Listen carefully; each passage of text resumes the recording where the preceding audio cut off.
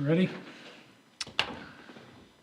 I'd like to welcome everyone to the Tuesday, May 27th meeting of the Pine Bluffs Town Council. Will everyone rise for the Pledge of Allegiance? Pledge allegiance to the flag of the United States of America and to the republic for which it stands, one nation, under God, indivisible, with liberty and justice for all.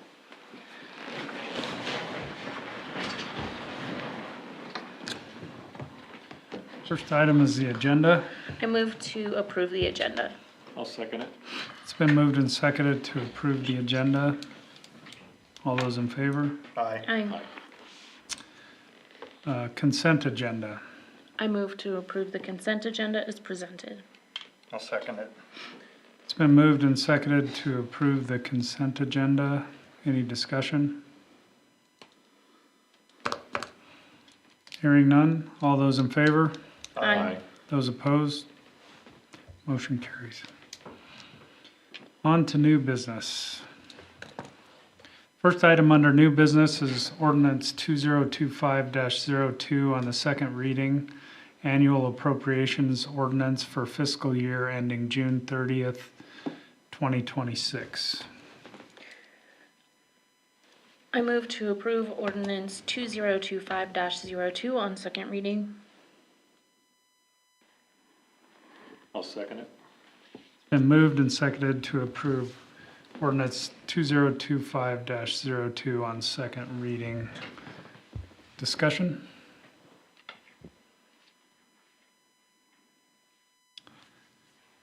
I think one thing that I wanted to bring up while we were on the budget, included in the budget in the electric department is a planned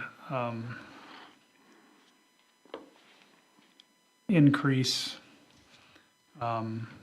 We've currently completed, we're just waiting for the final data on a cost of service study for our and new rate design. So we hope to have that soon for everyone to look at and look towards fall, September, October in terms of implementing new rates. But this is I don't want to say it's specifically a budget issue, but I also wanted to mention it, that it's included as part of our revenue, and that there's been a pretty fair amount of work that's went into this, and one of the things is a change from just like flatline rates, because we no longer get billed in this way from WMPA. So kind of a switch away from those rates and multi-tiered rates into a single tier rate, but with where we really drilled down into what it costs to serve each individual customer class, whether it be residential or commercial, light commercial, I don't know what, small commercial. And so when you, anyway, we will be going through that process, but I just kind of wanted to get out in front of it that this does include the average increase, but for many of our customers, we'll see an increase and some will actually not see an increase. But it'll more accurately reflect what it costs to serve those customers based on how and when they use electricity. So we're going to a demand? It's not purely demand for Because the commercial everyone. already has the demand on it. Right. And so it's like baby steps towards that, I would say. Like we're kind of on a long-term slide towards that for everyone. Do the current residential meters record demand? Yes. So, yeah, and they, you know, frankly, where I think we ultimately end up much further down the road is time of day. billing, and we're capable of doing that. And that more accurately, reflects what we pay for power, but So if you that's have an obviously a electric- big adjustment. So if you have an electric car and you program it to charge in the middle of the night when rates are lower, you can Yeah. save yourself some money on your. Well, I think customers at that point, whatever situation there is, it really encourages them to think about how and when they're using electricity. And just to back up a little bit, when WMPA or when we owned our own generation, we knew what it cost to produce electricity, and we pretty well flatlined that. So in Pine Bluffs for years, we know that it costs this much, we pay this much for power, and we pass that along. But the world we live in now is substantially more complex than that, and we no longer have the ability to just I don't think we have the ability to just kind of ignore what the market factors are telling us in terms of encouraging our customers to use power in different sorts of ways at different times of day, and that's just the way things are gonna be in the future, probably. So, that was a whole lot about electricity in our, it seemed appropriate to talk about it in terms of the fact that it's included. And so that's something we're gonna need to work on here. Any other questions, thoughts about the budget? We had a slight increase in our workers' comp rate that's been reflected in there, and I updated some figures for our sales tax amounts, and I think that gives us the opportunity to have some capital reserves that we will set aside for project matches and other things that need to happen, emergencies, which we haven't had an emergency fund in the last couple of budgets, so it'll be good to have that buffer back in there. Did we have, experience ratings that increased on workman's comp, or was it just because We had workman's comp overall went up? it went up, but we also had some claims against our workers' comp. Can we do some training or? We do the training, we also get, a discount for some of the programs that we participate in. Okay, We would like to increase our programs, just getting the staffing together to have the time to do that. But there is required training for all employees already, so. On your sales tax numbers, at one point, I think you and I had talked about it. The Department of Revenue's numbers maybe came in a little strange. Did they fix those? They have not. Like on our direct distribution and sales tax and, Are you talking about in the budget handbook, how they Yes. came in? No, I have a phone call in with a question, asking why our population numbers are a little bit different on different pages of the handbook as well. yeah, I think it was my understanding that that came in from Department of Revenue, Of kind of Revenue. strange, so we weren't the only community with some questions, was just Okay. curious if they Good, glad to know we're not the only fixed that ones. problem. It hasn't been fixed yet. Okay.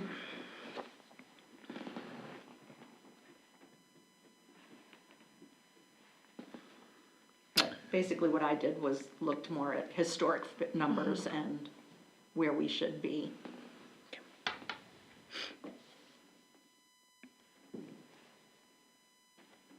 Any other questions?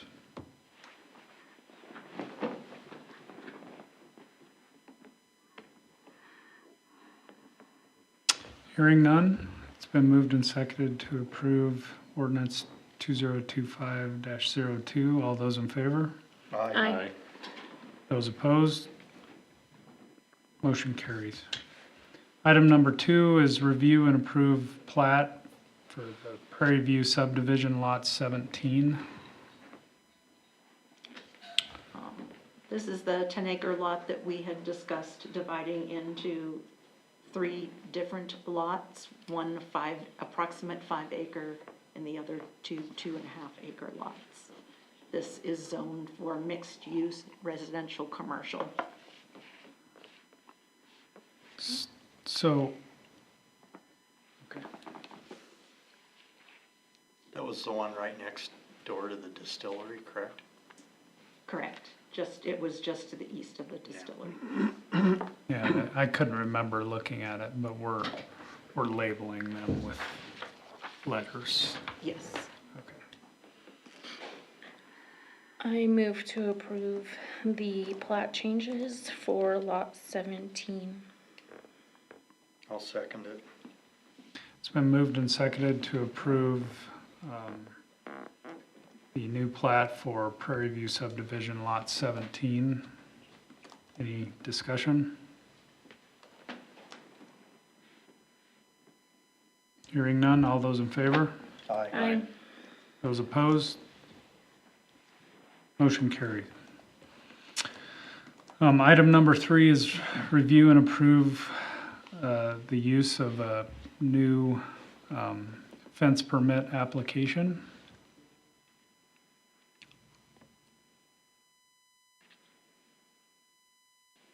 This is a simplified building permit, but just for fences. A lot of communities do this. They'll do just a fence permit, sometimes they'll do just a shed permit. I think the majority of our building permits are fences and sheds. So I think this is just a simplified form. And then we'll still have the standard building permit if somebody wants to build onto their house and, change the layout of their lot. Something that I'd like to see added to the fencing permit application is, I'd like to require that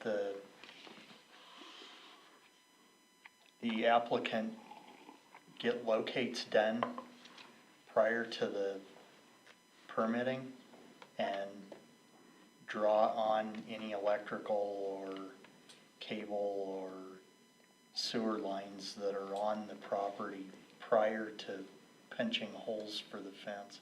Gotcha. So, I have a question about that though, but so the requirement though, you would effectively have to do it twice.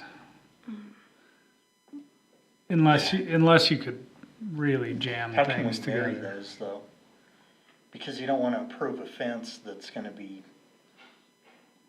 I and I understand what and I you're was saying. involved in a situation where I actually had to repair somebody's service into their home because a fence builder took an auger through their service entrance into their house.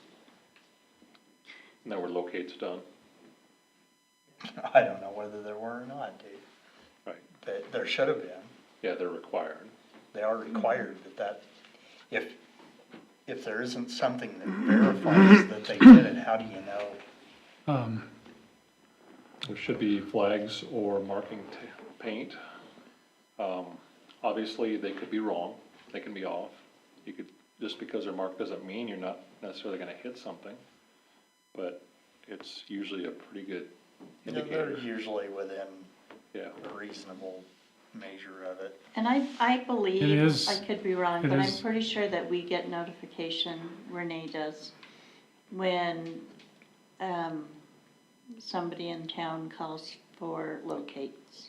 Yeah, we do, because we do our own. Because the Yes. town has to Because locate. the town does, So, I helps with mean, the locates. So, so they wouldn't have to It's- prove to us that they did it. I mean, we get notification that they've called for locates. Obviously, something slipped through the cracks though. Sure. because so, I mean, it's included in here that says, Yeah.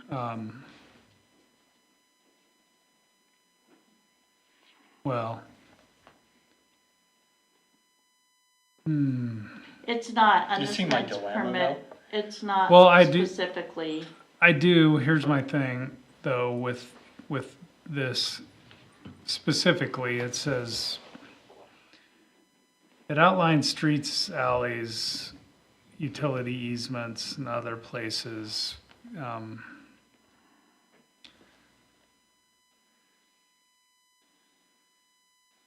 That you need to establish all of this stuff and uses, assume the one call. So it's in our permit, but one of the issues I have is that your locate is only good for so many days. So now you have to locate for permitting purposes. And if that all doesn't, then you get it located, drawn, referenced, and then you bring it to us 10 days later for our next meeting, and we approve it, and then the contractor shows up a month after that, and now the locate's no good. I see what you're Like, saying. you would have to do it twice, but maybe that's what we wanna do, I don't know. The thing that I don't want them doing, well, actually, I've been in twice now, and since I've lived in town, I've been involved in situations where someone violated somebody else's utilities, putting additions on. One of them was they trenched through a sewer line, and I ended up helping dig up the sewer line, run a new sewer line. And the other one was they ran an auger through a power service going into their house. And I oftentimes will get called, can you help, I have a mess going, what can you do? And if there had been locates done on the sewer line, I doubt there'd be green plastic coming up. Well, the locates, I mean, those are required to be done 48 hours before you turn a Yeah, spade, before you're digging, and they're good for 2 weeks. So if you go longer than 2 weeks, you'll have to you gotta do it again refresh anyway. that locate. That was my only concern, is the requirement where you would do it twice. Well, I had projects where I screwed around too long and had to call and have them done again. That Yeah. happens. That's gonna happen for sure. I mean, I don't have a, I don't either. here's one of my issues, I guess, is we tried to make a separate permit to streamline the Simplify it. to simplify it for people who are just building a fence, so it would segregate it into a different, like, Yeah, so it's box not of not a goodies huge for us to construction look at. category. Perhaps what we should do is, perhaps there could be a requirement on here though where, I don't think it's forceful enough. Yeah. okay, So here's what I'm saying, is if I read it, it says, well,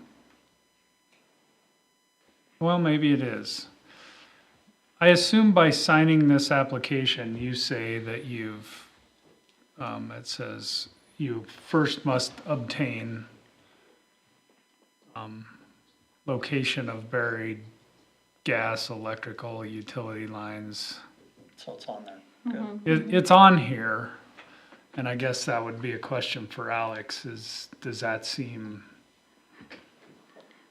like we're making them sign that they're committed to getting these locates prior to digging?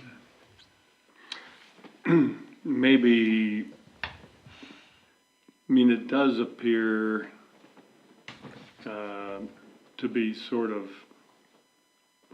I don't want to say optional, but information may be requested by contacting One Call of Wyoming. Yeah, it's kind of after the fact, so it does make it, that's why I had to reread it like 3 times. Here's, like, I think we've highlighted what happens when you fail to comply with the timeframes and stuff. What I feel like is there needs to be a big old highlight on here that outlines And the specifically. contractor yeah, or put the on there by signing homeowner's this. responsibility. Yes. How I- about that That- as, that works for like, me. that Okay. really makes it Yes. stand out and says, you're going to do this, and Oh, yeah, we're I going to can- trust you to do this, but do it. Yes, I can totally revise that and have it for the next council meeting. I have one suggestion that's kind of a bugaboo with me. The town council doesn't have authority to do this. The governing body has authority to do this. The town council is you for, the governing body includes the mayor. So that should probably be the governing body, the Okay. town governing Okay. body. Sure. Either way, like, even if, I think it should be totally on its own. That was one of my concerns on here, was that piece is kind of buried in the verbiage, and that maybe it Yeah. needs separated out in Alex's thing, and maybe we. Any other issues with it? I'll definitely get that revised and, Okay. Are these, we're talking about streamlined, can these be administratively approved? Well, I think Leanne and I actually were we planning had to talked ask you about that. that. I think they can.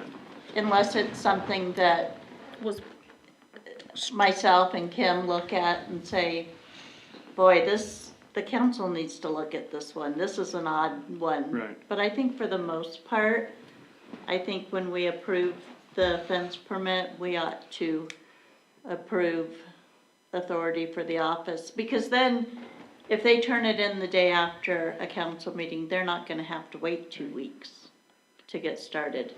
I We still can think look- Public Works would need to sign off on it Absolutely, too, yes, though. yeah. So, I like that. Like, that's the whole idea, is to make it less cumbersome Mm-hmm. Yeah. to And do then your- they have to wait, 2 weeks, and then we have to call them and say it got approved. After Public Works looks at it, we verify that they've done their one call due diligence, then we can say, yeah, this is fine. Yep.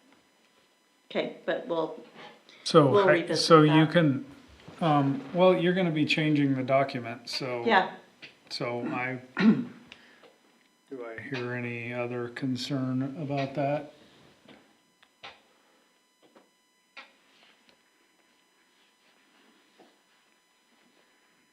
none from me. So maybe, perhaps it should be, like, we should change the approval Yeah, line Okay. to, yeah. Town, The governing body. town clerk or whatever. yeah, Whoever you wanna however, put in charge. however you wanna do it, okay, whatever sounds. There are some prohibitions on materials here. There are likely to be materials that are marginal, that aren't listed. Would it make sense to include, in addition to the height of the fence, maybe some brief description of, it says type of fence. Does that type of mean? material maybe I should Yeah, put in maybe there? Well, material. it Material says type. material, I think that was the idea, was to not be all-inclusive, but to be exclusive. Yeah, To right. say what you Yeah. couldn't put, Right. which we have a pretty fair list there. You do,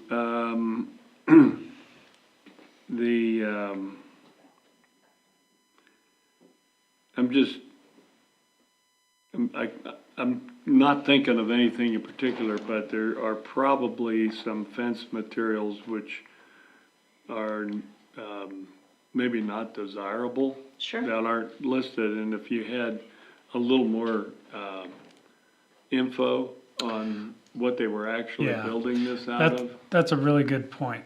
So it says type of fence, something more specific that said, that Like outlines materials to be used. Materials or. Sure, Picture of said fence would be helpful. yeah, like, I don't wanna get in the weeds on this, but you work your magic on it, but I would Okay. agree with that, tell us exactly what you're doing, cause I think that's part of the problem with our current process is that we sometimes don't really know until it's Too late. there, what Yep. it's intended. Okay. I'm on it. This highlighted section, I guess as long as we're picking it apart, the highlighted Sure. section in red, Mm-hmm. is that something we currently use in other ways, or I don't have it with me. What does it say? it's about the failure to Yes, we do commence have that project? on our current building permit. Okay. Yep. I'm good with that, I guess. That worked out. Thank you. You bet. Anything else on that? Okay. Next item on the agenda is visitor comment. Do we have visitor comment? We do. Okay, Um, can we you came here come up? what? Come up to the podium, Podium. announce your name. Tell us who you are and where you live, all that good stuff. Okay. Hi, I'm Tim Michaud. I live on 701 Black Boulevard.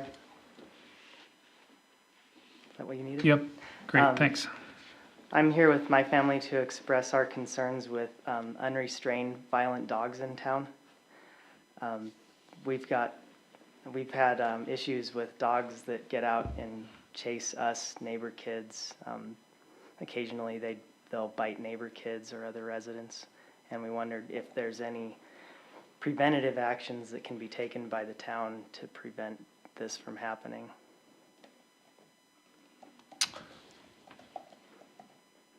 Like, So, as, Does the town have, I would like to see this not be a problem as well. Like preventative, I don't know, like I don't have a good idea right now so of how we. Yeah.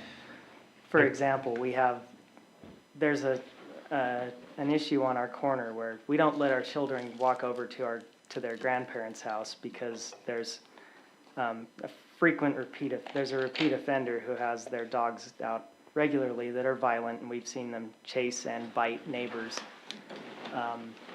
And I don't want to have my 7-year-old have to get chewed on to have something reactionary be what causes this to be addressed. And so do you feel like, I don't even know what's in our ordinances for sure, but let me ask you this, have you reported this concern to the authorities? Yeah, we've called And- Pine Bluffs PD a couple times, and they've shown up and they've talked to the resident.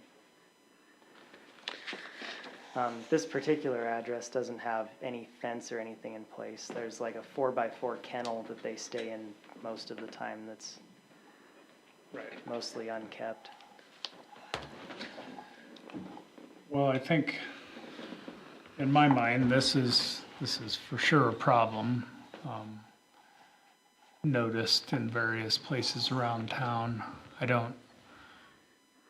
I guess I'm looking for guidance here. I don't know within our, could we current enact set an of ordinance rules. that said that if a resident receives a number of complaints, 1 or 2 or 3, from various neighbors, that they'll have to do something about the control of their animals? Animals that are controlled aren't problems, it's the ones that are getting out constantly. And the trouble is, if they get out and they're running free, and then they get restrained, by the time animal control comes out, the problem's gone. And I've a number of times called animal control, and they'll come out, and by the time they get here from Cheyenne, the problem's either resolved itself or disappeared. And We also have a little bit of a problem with that, is the city of Cheyenne now houses animal control and the county doesn't Yeah. anymore, so like, we don't all have just Yeah. free access to it like we Like used to. yeah. That's really unfortunate, but, Kim, can you say for sure what our animal ordinance? I feel like we've Yeah. talked about aggressive animals when we redid that just very recently. Good. They can't run free. Right. Right. And, To be contained or on a leash well, or be controlled by command. leash. I mean, I think there's a leash law. There is. And we just euthanized a couple here within the last 2 weeks. That repeat offenders that bit somebody. I, I don't know if it's the same ones that you're talking about. Yeah, they have a third dog. There's more. Same place, but Same place. more They dogs. didn't Same get place, them more all. dogs, We yeah. didn't get them all, huh? No. Yeah. In fact, the worst, The, Well, the worst the one's worst still one's there. still there, yeah. So, running at large, there is, if they are, spayed or neutered, there's a first offense, which is a fine, and a second offense within a 12-month period is a larger fine and required mandatory microchipping. And the third and subsequent offenses, mandatory appearance in court and, not less than a $100 fine. If they are unaltered, it's the same procedures, but the fines are a bit higher. There is a, owning or keeping of a dangerous animal, and they must be, under the charge or control of the owner, and any dangerous animal, needs to be secured and muzzled. Who declares it a dangerous animal? I think Well- the dog does. I, like the first part that you read, you know, obviously that's aimed at, you know, Lassie running around town Yes, and, absolutely. you know, yeah. not really creating creating problems, but not vicious problems. And so I think that would be an unfortunate standard to apply to two different issues. And to Tim's point, I think is like, especially under that scenario, I mean, how many ways in which are we gonna, like, what if the first incident is the last incident? Like, what if it's a known problem? These things are, you know, trying to fight out of their chains and everything else, and everybody knows it's a problem. Are we going to wait until, are we bound by something that waits until somebody actually gets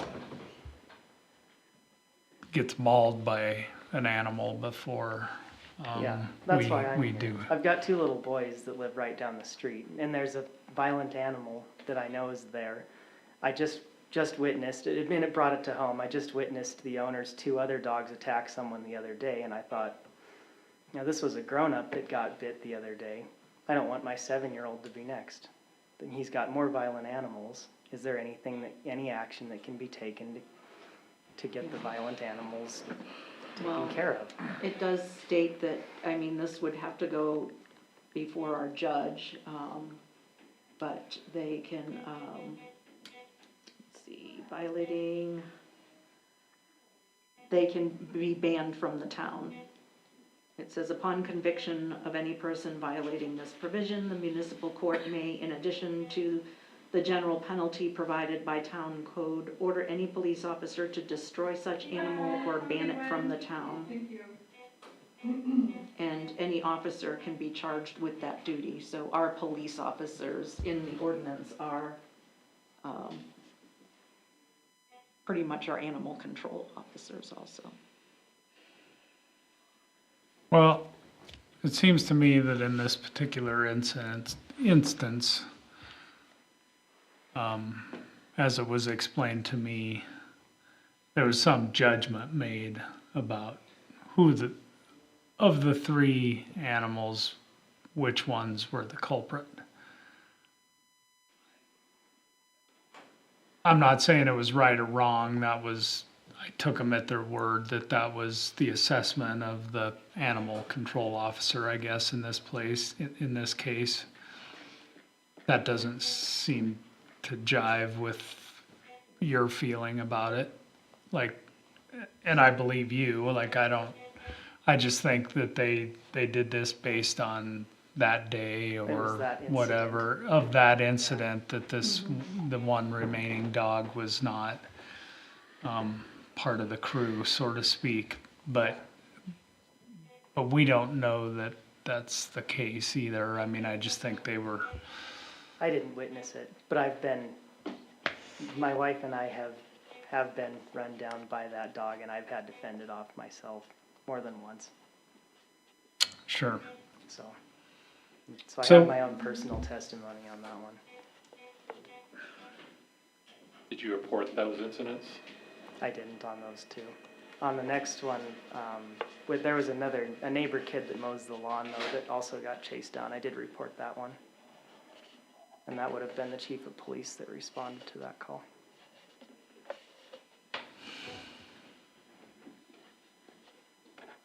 Well, I guess, Alex, I would ask you, you've been around municipal government for a minute. Well, yeah, preemptive measures are inherently suspect because of the due process issue. And, so that's why we have this problem, and it is a problem. I suppose that if an animal were to manifest aggressive tendencies, it might be possible to craft an ordinance where the owner could be required to demonstrate control.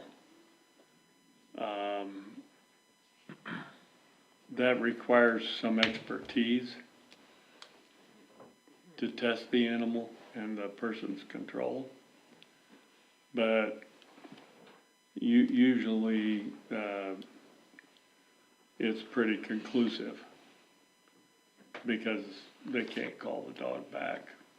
And, if they can't reasonably control the animal on verbal commands, that's generally a qualified dog trainer would say that that's a dog that potentially has risk associated with it. Now, I think in the case that Tim's talking about, I'm not sure anybody was even outside with those dogs. No, and that's oftentimes there's no one around. They're Right. just out.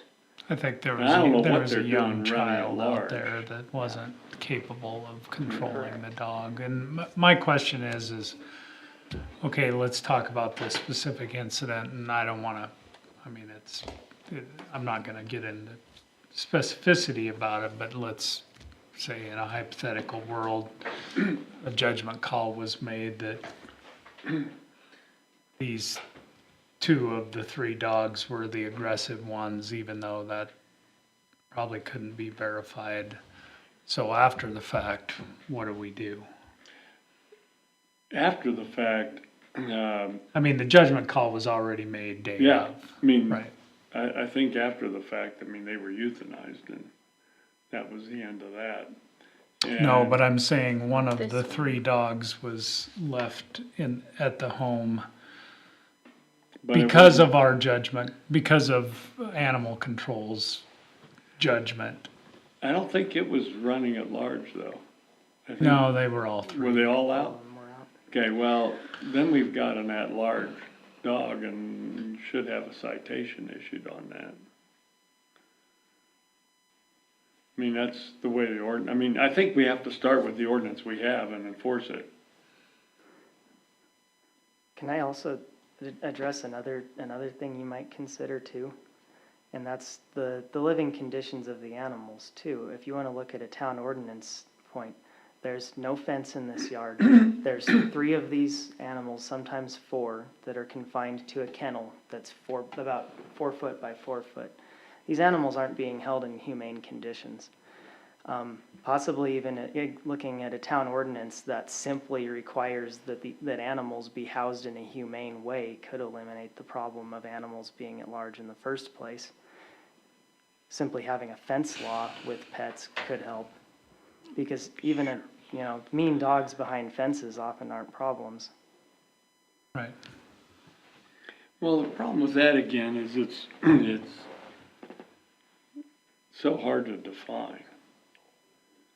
I mean,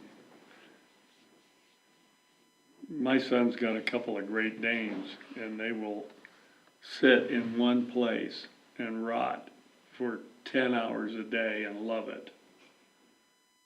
That's just their nature. So, I mean, I just don't know how you really globally define that kind of conduct. I mean, if they're really seriously being mistreated, I mean, there's statutes that deal with that. And that's probably our guys can enforce state statute. Sure. We don't need to draft another statute. But it's just so difficult to, to describe. I mean, you know it when you see it, but it's not that easy to create the language that works in every situation. Right. See what I'm saying? And so, the law tends to lean on the side of not restricting conduct and, and so sometimes And it should. things That's, slip that's through right. the cracks, yeah, I mean, it's just, probably the best solution is the 9-iron while you're walking. So, honestly, I'm not trying to wrap this up, but I don't know of any kind of, conclusion we bring this to, Right. other than obviously it's upsetting enough to you and your family and others in the neighborhood that we need every incident, big, small, or in the middle, reported to take action. And I 100% understand where you're coming from. I think it's maybe unfortunate that we didn't, I'm not judging what the judge, or, second guessing what the judgment of the people who were there day of the latest incidents. Well, usually we But- try to be generous and lenient individuals. And That's and I what we think can, that's the so. great thing of living in a small town or any good community is people want others to be able to live their lives and do the things they want to do, but when it impedes your ability to live your life freely, that's also a problem. And so the fact that you can't send your kids to their grandparents' house without fear of what they might see on the corner or what might happen on the corner is a problem. And I'm not gonna reiterate Alex's lawyer speak, not that it was lawyer speak, but, frankly, the system is set up to, in a positive way, in most cases, for the burden of proof to be high enough that we can take action. And so I think we need to gather data Yeah, thank you for your to time. make that, and I don't expect this to be satisfactory. I'm just saying nor do I think, I'm not taking it lightly. I don't want to, and I don't think anybody else is, but if anybody has anything else they would like to say. I think that if I remember correctly, when we were working on this animal ordinance, We have talked in the past about an MOU with the city of Cheyenne. Councilmember Johnson and I talked about it at some point when they were working on their animal ordinance. But I believe that the police department, we felt like they could handle the situation. Is this an instance where we should be talking about an MOU again? For something that just has, while the police department can handle most day-to-day things, maybe this is something that just was a little bit extra. Just throwing it at the wall to see what Well, I mean, sticks, but. to Alex's point, like there's whole measures they could take to identify the aggressiveness of the animals, and that's kind of well, that's certainly outside my expertise, I don't know. But there are obviously experts in that area. There are, and I think though that you always have to have immediate resources available for exigent circumstances.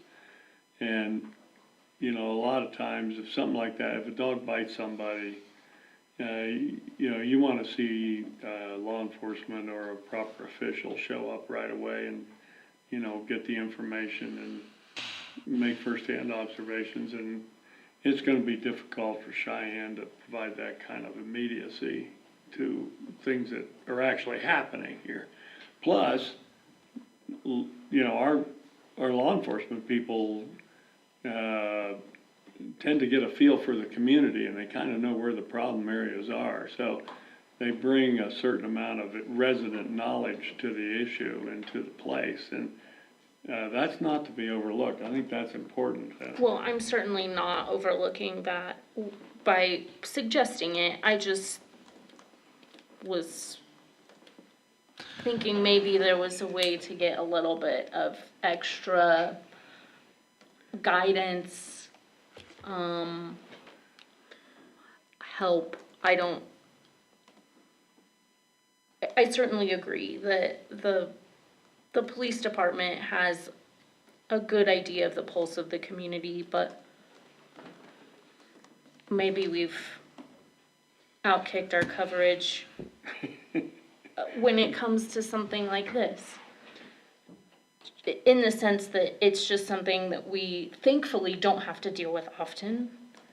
And maybe in this instance, the problem wasn't solved in this one incident.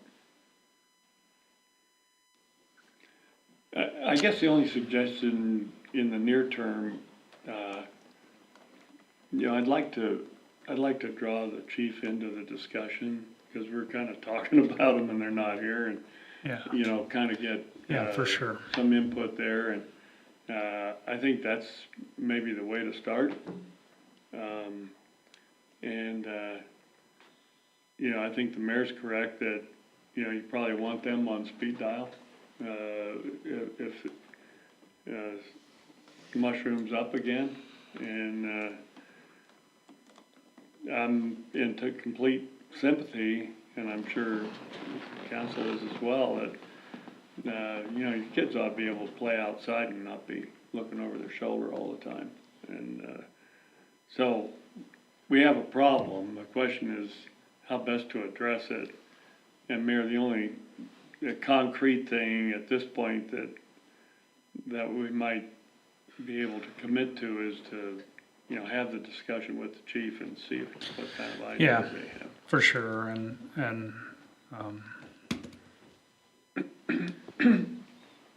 I just want to reiterate for whatever public might be listening that, you know, this is a serious matter for sure, and I'm not saying that to say that. I really feel like, to your point, kids ought to be able to be outside and without fear of any of this.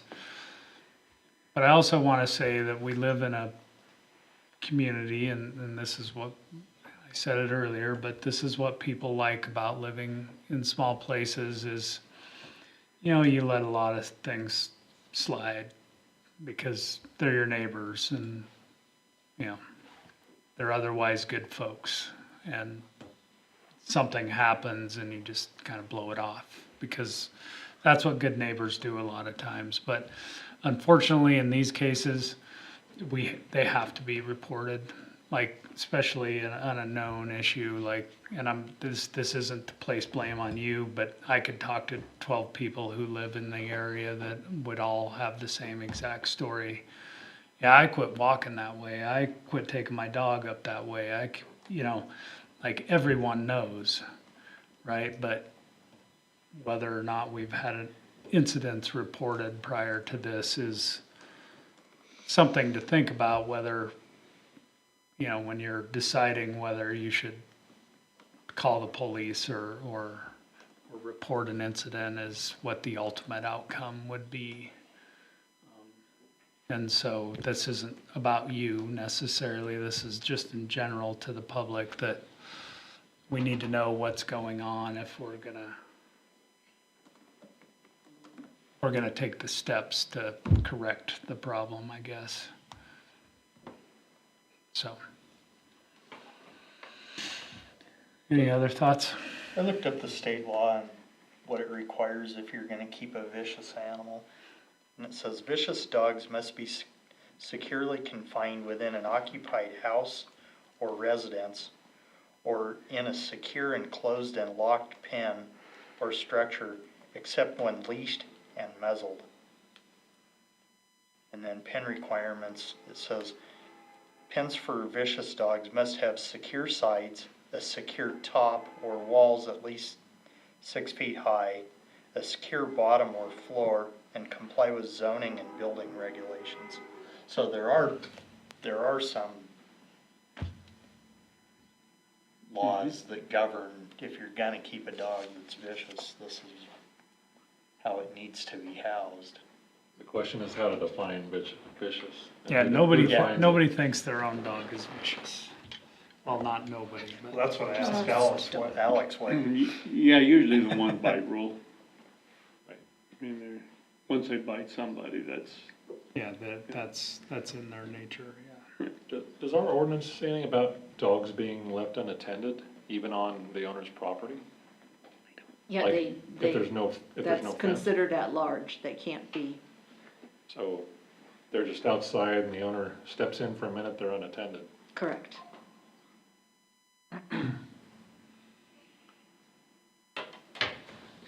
Well, the easier way to handle it would be, on a leash or confined to the owner's property, but we all can recognize there are gonna be exceptions to that. I think you talked about there's a FB voice command, they have to respond to voice command, is that something in our ordinance? Or not? no, No, it that- is not. that's a separate issue to evaluate whether the animal can be off leash or has to be on leash Right, when they're out with their owner. so what does our ordinance say? It doesn't, it says on leash. Only. Okay, on leash, or what about when they're on their own property? Same, On leash? unless they're in a Unless you're in a fenced fenced area. yard, Yeah. Okay. And the way those ordinances generally read is, on a leash or under the owner's supervision and control. And you can be, in violation of it if the animal is put through the test and you can't exercise verbal control of the animal.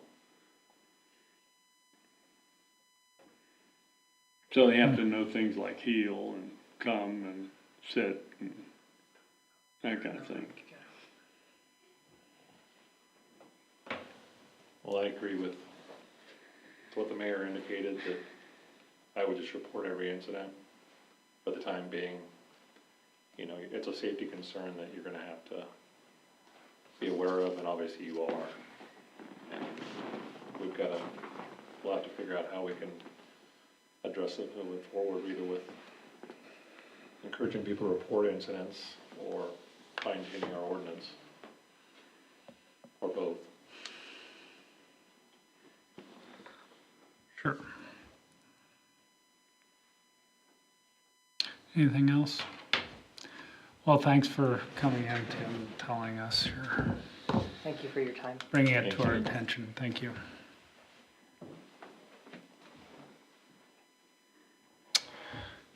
Any other visitor comments? Yes, Mayor, I would like a clarification on 3 of the new business. There was a motion by Ally. Did that go through? I never I don't know heard a if we vote made a taken on motion. it. We didn't make a motion. Nobody made a motion on item 3, Nobody made a motion? No. Okay, so no action. no action, thank you.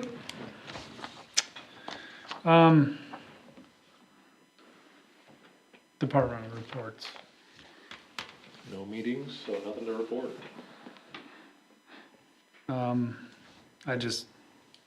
I don't have much other than the WMPA, just update, we're finalizing the budget for next year. We have I didn't bring it with me, but we do have our new rate tariff, and it is in fact going up, so, hence the need to raise our rates to our citizens sometime in the coming year. That's all I have. Ally? WAM conference is June 11th through the 13th in Cheyenne. For anyone who would like to attend, Leanne can help, or I can help you get signed up.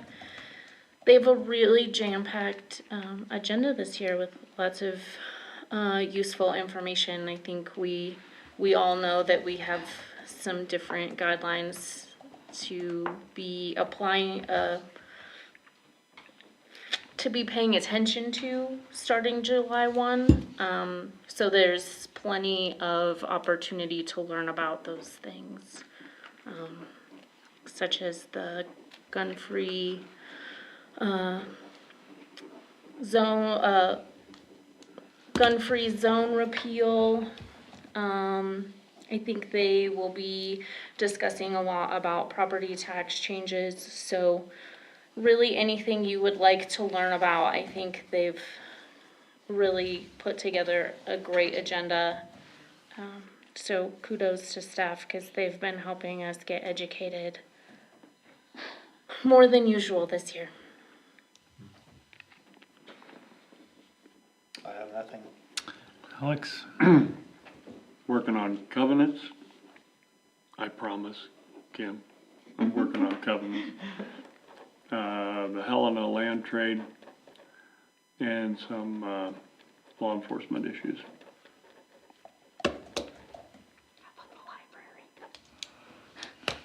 Leanne? I've been working on onboarding lifeguards. We got them all hired, so.